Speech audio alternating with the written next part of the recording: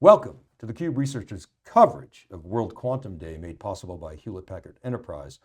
This is a global celebration of quantum science and technology, but more importantly, it's about what's actually becoming real and how quantum computing complements today's HPC and AI systems. And we've had the opportunity to talk with leading institutions around the world, from Oak Ridge National Labs here in the US, to Leibniz in Germany, CSC in Finland, Pawsey in Australia, and Argonne and Livermore, each pushing the boundaries of what's possible with high-performance computing, AI, and quantum.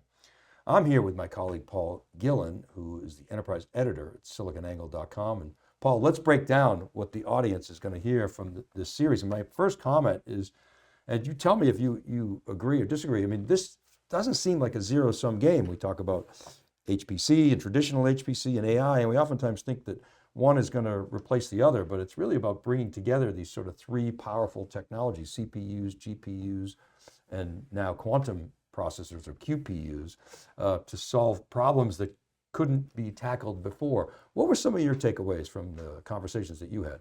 Well, that was the big one, Dave, that, we've been talking about quantum for years, and I actually wrote an article in August of 2017 saying that quantum computers were tantalizingly close to mainstream reality almost 9 years ago, and we still have a ways to go. I think what's important is that we're no longer looking at quantum as being a replacement for conventional, traditional computer architectures, but really a complement to them. And researchers increasingly are aware of the limitations of quantum technology, and so they're looking instead to bring them into the labs in a way that complements supercomputers and GPUs rather than replaces them. Yeah, so this is a theme that we heard throughout the interviews. We're going to get into that, but let's review each of the labs that we're going to hear from today for our audience. Oak Ridge National Lab, the focus there is that it's national science. It's the world's leading open science lab, and they have the fastest computer in the world for open science. And we talked a lot about combining HPC and AI and quantum. Frontier is the name of that computer. It's quite astounding. They have 770 petabytes of scratch storage. Unbelievable. On Frontier, which is insane. So they're really mission driven, some really amazing work that they're doing. What really stood out is this idea of hybrid computing, combining HPC, AI, and quantum in real workflows. And so did you hear that theme and did you see that from other labs? Absolutely. I mean, every lab was talking about quantum as a complement to conventional supercomputing, and most of them have projects underway to make they have existing supercomputers they've had for years. They're just getting quantum into the game, and they're making accommodations for researchers to be able to connect remotely to these systems. But the focus really is on figuring out where quantum belongs in the equation, which is interesting because I think we thought for a long time that quantum would be a replacement, and instead it's looking like it's it has to find its niche. And I think they're still struggling to find a niche for quantum, solve some of the nagging technical issues, and there's some very big technical issues that are still holding quantum back, as well as to develop a consistent set of tools for programming quantum computers. That process is still in the very primitive stages, akin to where mainframe computers were in the 1950s. That's where quantum programming is today. Well, and if you think about the tools and the libraries that are built up around traditional high-performance computing and things like the Lustre file system, and these are established, they're proven, they're reliable. Organizations aren't just going to throw those away. And then, of course, AI, you hear a lot about how GPUs are going to be used in error correction to help quantum computers become more reliable. So it's really kind of as the Brits say, horses for courses, isn't it? It's one of the big problems, one of the biggest problems quantum faces still is error correction. Qubits are fragile, and as a result, they're prone to errors. Error correction is well understood in the traditional computing world. There's algorithms that have been in use for decades that do that effectively. There's nothing in the quantum world that is really effective and consistently used for error correction. If you have an error considering the volume of the calculations, the complexity of the calculations quantum computers perform, a small error can translate into a really big screw up out the other end. So they have to fix that problem.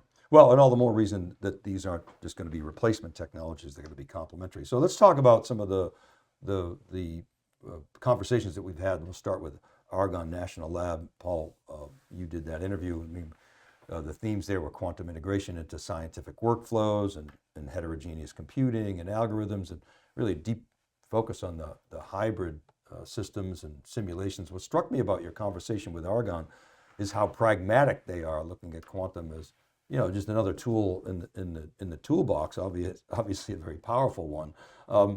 So what were your kind of takeaways from that conversation? Well, Laura Schultz, whom we interviewed at Argonne, was different from some of the other people we talked to because she does not have an exceedingly technical background. I mean, she's very technical, but she's not a quantum physicist.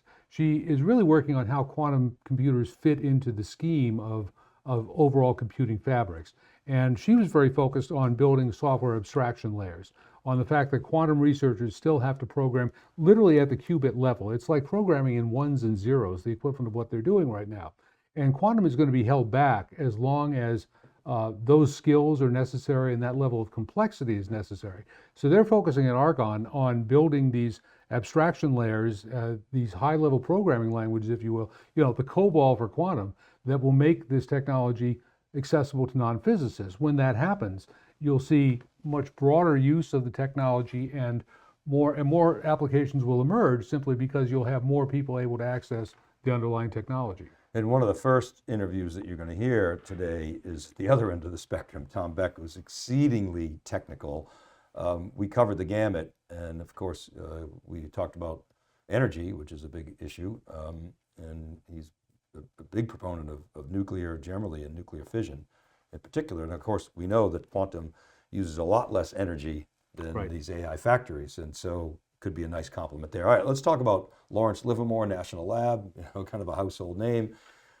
Quantum, think of quantum as a coprocessor, what we were talking about before with Paul about using GPUs for error correction, and again, just heavy scientific computing, HPC sitting side by side with AI and quantum, and a big emphasis on error correction. Paul, in your interview, they seem to reinforce the idea of what we saw at Oak Ridge, that quantum is not replacing HPC, it's augmenting it.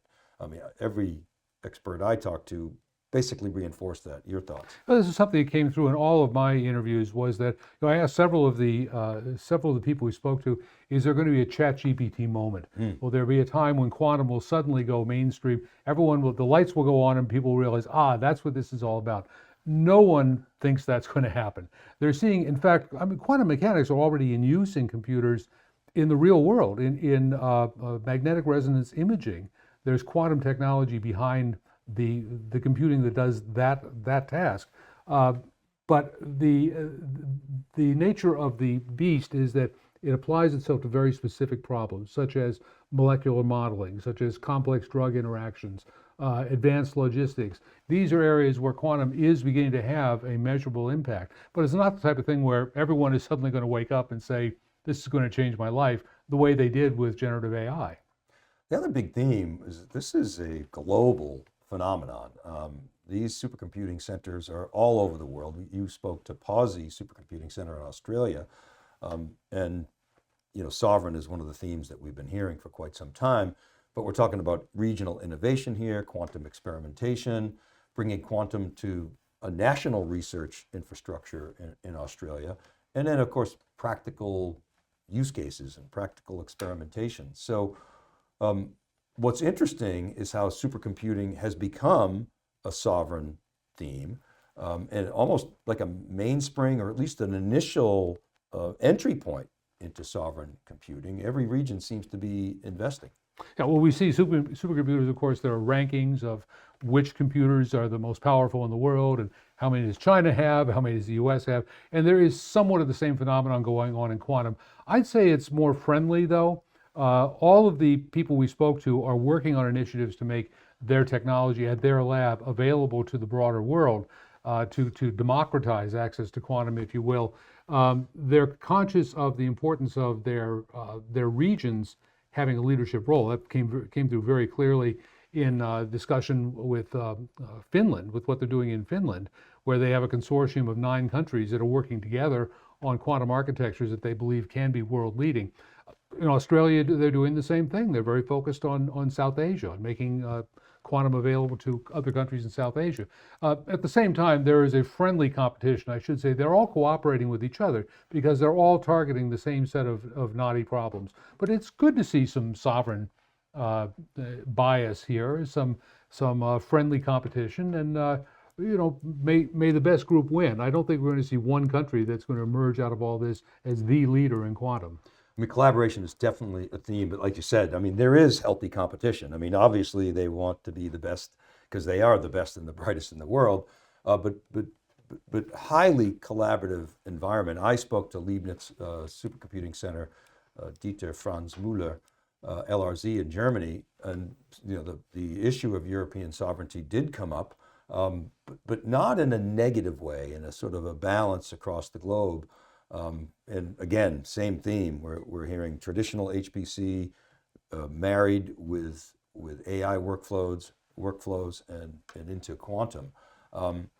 Definitely part of Germany's supercomputing initiatives. They have an initiative called EURA-QEXA, which is their quantum system. Their focus, again, as you say, is on technical independence within their community, within their region. So he made a very strong point that it isn't just about performance, it is about controlling the future, sovereignty over critical technologies, and again, you heard that throughout. And it's worth noting that there is no one quantum architecture out there. There are at least half a dozen distinct approaches to quantum computing, as well as some that are at the periphery. And there's no one architecture that is emerging, and nobody I spoke to thought that one is going to emerge as dominant.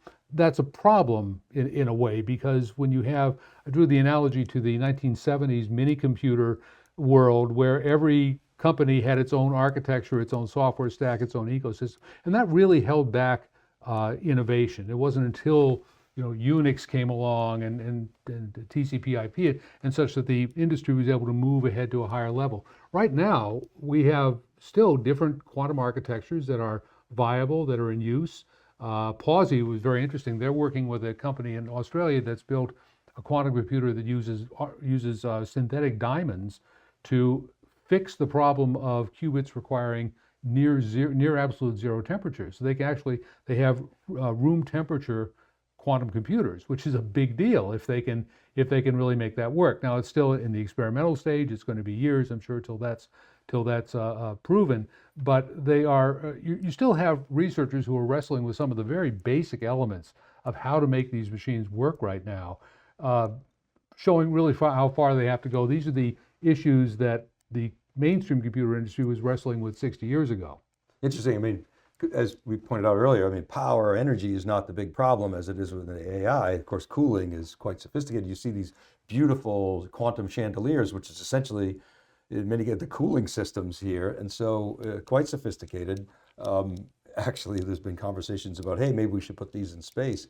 It's actually not cold enough. So to your point, if they can, to do these things at ambient temperature, that's a big breakthrough. And you can imagine the amount of power and the amount of infrastructure that's required. Most of the infrastructure for a quantum computer is the cooling. It's not the computer itself. Right. Okay, let's talk about CSC LUMI, which out of Finland. You did this interview. The discussion was around hybrid computing infrastructure and European AI blending with quantum integration, combining the LUMI supercomputer with quantum systems and focusing on experimentation, user access. It's all about what the users can have access to, how much of the system's processing power they can access, and letting researchers unleash the dogs on experimentation. Thinking about your interview there, I mean, very clearly, all of these interviews suggest that we are still in very much the experimentation or even the pre-experimentation phase. I think Mikhail Johansson at CSC was probably the most practically oriented of the four people I interviewed.